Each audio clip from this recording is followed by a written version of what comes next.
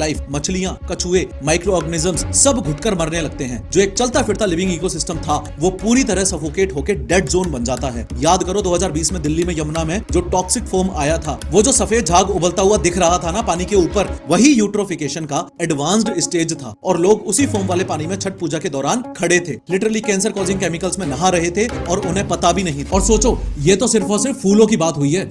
फूल तो वैसे भी वेट में और वॉल्यूम में कंपैरिजन में बहुत हल्के हैं। अगर हम नेक्स्ट स्टेप पर जाएं तो आते हैं हमारे फेस्टिवल्स और मूर्ति विसर्जन। उसका जो स्केल है इंडिया में वो कंप्लीटली नेक्स्ट लेवल है। बंगाल में मौजूद हुगली नदी का डेटा अगर हम देखें तो एक स्टडी के मुताबिक सिर्फ एक फेस्टिवल स्पेशली दुर्गा पूजा के बाद 15,000 से ज्यादा बड़ी मूर्तियां पानी में डंप की गईं। सोच के देखो, सिर्फ उस एक सिंगल इवेंट में। और ये सिर्फ बंगाल की बात नहीं है, सिर्फ मुंबई में हर साल गणेश चतुर्थी पर 1.5 लाख से ज्यादा गणेश मूर्तियां विसर्जित होती हैं। हैदराबाद में अलग, पुणे में अलग, इंदौर में अलग, पूरे देश का स्केल जोड़ो तो ये नंबर लाखों में पहुंचता है। और यहाँ प्रॉब्लम सिर्फ वॉल्यूम की नहीं है, प्रॉब्लम उस मटेरियल की है जिससे वो मूर्तियां बनती हैं। अगर मूर्ति सिर्फ ट्रेडिशनल मिट्टी की हो तब तो वो पानी में घुल जाएगी, पर आजकल 90% मूर्तियां प्लास्टर ऑफ पेरिस यानी कि पीओपी से बनती हैं, क्योंकि वो सस्ता पड़ता है। सिर्फ सस्ता ही नहीं, वो लाइट वेट भी होता है। पर पीओपी का नेचर है कि वो इजीली डिसॉल्व नहीं होता, वो सीधा रिवर बेड यानी कि नदी की सतह पर जाके कंक्रीट की तरह जम जाता है और वाटर फ्लो को फिजिकली ब्लॉक कर देता है। पर वर्स्ट पार्ट अभी आना बाकी है, ध्यान से सुनना। उन हजारों मूर्तियों को चमकाने के लिए टन्स के हिसाब से टॉक्सिक वार्निश और पेंट भी तो यूज होता है, जो सीधा पानी में मिक्स होता है। सोचो, अगर कोई तुम्हारे घर के जो पेंट चिप्स होते हैं उनको उठा के तुम्हारे पानी के अंदर डाल दे तो तुम क्या करोगे? लड़ मरोगे ना। पर जब एग्जैक्ट सेम चीज टन्स के स्केल पर नदी में हो रही है तो किसी को कोई फर्क नहीं पड़ता। और उस पेंट के अंदर क्या है ये जानना तो और भी ज्यादा जरूरी है। ऑरेंज और ब्राइट कलर्स बनाने के लिए स्पेसिफिकली मर्क्यूरी और लेड यूज होता है। ग्रीन कलर के लिए क्रोमियम और ब्राइट येलो के लिए कैडमियम यूज होता है। समझने वाली बात यह है कि ये कोई नॉर्मल केमिकल्स नहीं है, ये साइंटिफिकली प्रूवन कार्सिनोजेंस हैं, यानी कि कैंसर कॉजिंग एजेंट्स और न्यूरोटॉक्सिन्स हैं जो दिमाग को जाके डैमेज करते हैं। हम प्रैक्टिकली अपने ही देश के फ्रेश वाटर सोर्सेज में लिक्विड कैंसर घोल रहे हैं और बाहर खड़े होकर ढोल बजा रहे हैं। इंपोर्टेंटली ये डिस्ट्रक्शन सिर्फ फूलों और मूर्तियों तक लिमिटेड नहीं है। और यहाँ एक पैटर्न नोटिस करो, हर एक रिलीजियस प्रैक्टिस अपने अपने तरीके से नदी को नुकसान पहुंचा रही है। दुग्धाभिषेक की प्रथा देखो, टन्स के हिसाब से दूध और घी हर दिन पानी में बहाया जाता है। पर क्या ये बात सच नहीं है कि एक आम आदमी तो ऐसे ही सोचता है ना कि दूध और घी तो प्योरेस्ट चीजें हैं, इससे तो नदी को क्या ही नुकसान होगा। देखो, इकोसिस्टम के लॉजिक से सोचो, जब तुम हजारों लीटर दूध पानी में डालते हो, ऑर्गेनिक लोड सडनली इतना स्पाइक करता है कि बैक्टीरिया आउट ऑफ कंट्रोल हो जाते हैं और पानी में सड़न पैदा हो जाती है। और घी तो पानी पर फ्लोट करता है ना, वो एक केमिकल फिल्म बना लेता है जो वापस से वही ऑक्सीजन एक्सचेंज ब्लॉक कर देता है। नदी बेचारी सांस ही नहीं ले पाती। सेम चीज सिक्कों के साथ भी है। मन्नत मांगने के लिए ट्रेन से क्रॉस करते वक्त हर किसी को पानी में सिक्का फेंकना होता है। कहा जाता है कि एंशिएंट टाइम्स में कॉपर कॉइंस होते थे जो थियोरेटिकली पानी को प्योरीफाई करते थे, पर आज जो कॉइंस हम यूज करते हैं वो कॉपर के नहीं होते, वो सस्ते एलॉयज, निकल और आयरन के हैं। जब वो डिग्रेड होते हैं तो नदी में सीधा हैवी मेटल पॉल्यूशन क्रिएट होता है। फूल में केमिकल्स हैं, मूर्तियों में पेंट है, दूध से बैक्टीरिया बढ़ता है, घी से ऑक्सीजन ब्लॉक होती है, सिक्कों से हैवी मेटल्स आते हैं। हर एक चीज अलग तरीके से, पर सबका एक ही रिजल्ट है, नदी का स्लो मर्डर। और इन सभी रिलीजियस प्रैक्टिसेस में जो सबसे डार्क और हैवी रियलिटी है जिसके बारे में लोग बात करने से डरते हैं, वो है डेड बॉडीज और एशेज। मुझे पता है ये टॉपिक सेंसिटिव है और मैं ये किसी की आस्था को हर्ट करने के लिए नहीं बोल रहा, पर अगर सच में हम अपनी नदियों को बचाना चाहते हैं तो इस रियलिटी से भी आंखें नहीं चुरा सकते। नेशनल ग्रीन ट्रिब्यूनल ने खुद 2017 में गंगा में डेड बॉडीज डालने पर स्ट्रिक्ट ऑर्डर्स दिए थे। मतलब ये सिर्फ मेरी बात नहीं है, देश की सबसे बड़ी एनवायरनमेंट कोर्ट भी यही कह रही है। पानी में बहाए जाने वाली डेड बॉडीज और एशेज के बिना ये पिक्चर एकदम अधूरी है। सिर्फ वाराणसी का डेटा अगर लें तो वहाँ हर साल लगभग 32,000 से ज्यादा क्रीमेशंस ठीक नदी के किनारे होते हैं। कुछ रिपोर्ट्स के मुताबिक ये नंबर और भी ज्यादा है, 200 से 300 क्रीमेशंस हर रोज। राख को कंप्लीटली पानी में बहाया जाता है और एक काफी बड़ा सेक्शन है सोसाइटी का जो लकड़ी और क्रीमेशन का खर्चा अफोर्ड नहीं कर सकता,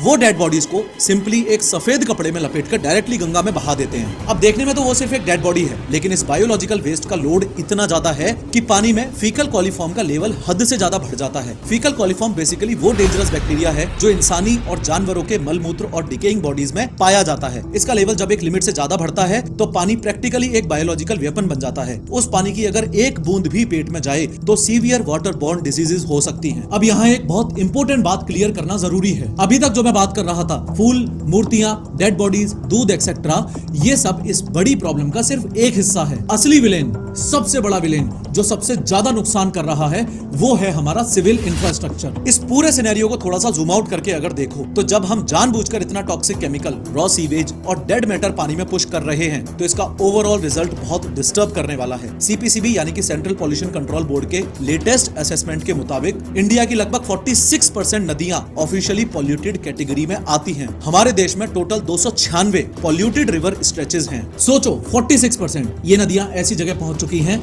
जहां नहाने की और पानी पीने की बात तो बहुत दूर है, इनके साइड में खड़े होकर सांस लेना भी हार्मफुल होता जा रहा है। और इन स्ट्रेचेस का सबसे बड़ा विलेन रॉ सीवेज, जो शहरों का कचरा निकलता है वो मैक्सिमम टाइम गटर का पानी बिना किसी सिंगल स्टेप के ट्रीटमेंट के सीधा नदियों में डिस्चार्ज होता है और ये 70% से ज्यादा है। यानी कि हम लिटरली अपने फ्लश का पानी सीधा अपने ड्रिंकिंग वाटर सोर्स में मिक्स कर रहे हैं बिना किसी ट्रीटमेंट के। शॉकिंग है बट ग्राउंड रियलिटी यही है। अगर तुम टॉप पॉल्यूटिंग रिवर्स की लिस्ट देखो तो चेन्नई की कुवम रिवर इंडिया में ऑफिशियली नंबर 1 पे आती है in terms of pollution. CPCB के डेटा के मुताबिक उसका बीओडी लेवल 345 मिलीग्राम पर लीटर से ज्यादा है, जबकि सेफ लेवल 3 मिलीग्राम पर लीटर होता है, यानी कि 100 गुना से भी ज्यादा पॉल्यूटेड। अहमदाबाद की साबरमती सेकंड नंबर पर आती है और दिल्ली की यमुना के वो झाग वाले विजुअल्स, वो टॉक्सिक फोम्स, वो तो इंटरनेशनल न्यूज बनते ही हैं हर साल। देखा ही होगा तुमने, यमुना के अंदर दिल्ली के 20 से ज्यादा मेजर ड्रेन्स डेली अपना कचरा डंप करते हैं। और हैदराबाद की मूसी रिवर का हाल देख लो, वहाँ 90% फ्लो पानी का नहीं है, सिर्फ सीवेज का है। वो टेक्निकली अब एक नदी बची ही नहीं है, ओपन सीवर बन चुकी है। अब सोच के देखो,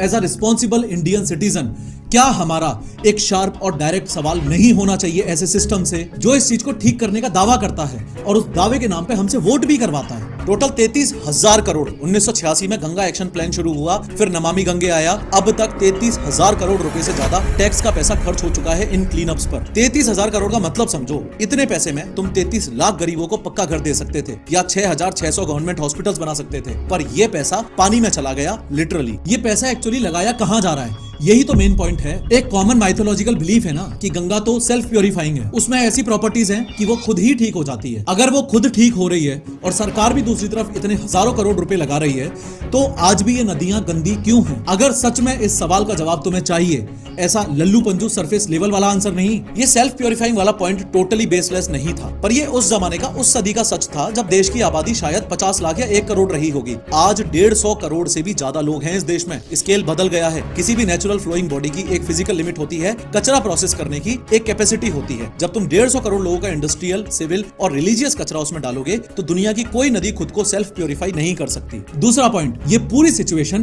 ट्रेजेडी ऑफ द कॉमन्स का एक सिंपल टेक्स्ट बुक एग्जांपल है। इसे सिंपल एग्जांपल से समझो। सोचो एक बिल्डिंग में 100 फ्लैट हैं और एक कॉमन टेरेस है। हर फ्लैट वाला सोचता है कि मेरा एक गमला रख दूं या थोड़ा सामान रख दूं तो क्या ही हो जाएगा, इतनी बड़ी टेरेस है तो सही। पर जब 100 लोगों ने अपना अपना कचरा टेरेस पे डाल दिया तो टेरेस डंप बन गया। बिल्कुल यही नदी के साथ हो रहा है। नदी एक पब्लिक प्रॉपर्टी है और हर आम आदमी सिर्फ ये सोचता है कि सिर्फ मेरे अकेले के